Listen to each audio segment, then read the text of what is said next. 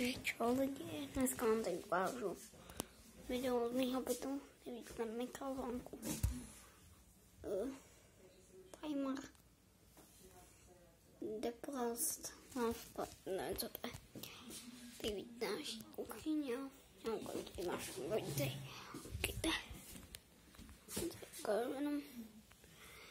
tady vidíte moje vlhkovina, taky tady sezon.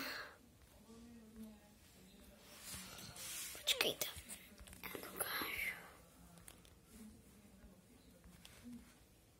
No tady to vidíte, tady mám takhle, teď to vidíte, tady mám jednu druhou vinka, pak tady mám zároveň se tady mám rakovničku, kofemlinka, tady mám hekturka, tady úplně mašinu, tady to je papoušek. Ty máte Hagelfoxe, tady máte korakev, reginu zase střela. Víte, z kofemilinka, tady vidíte nějakou romantní dobrou.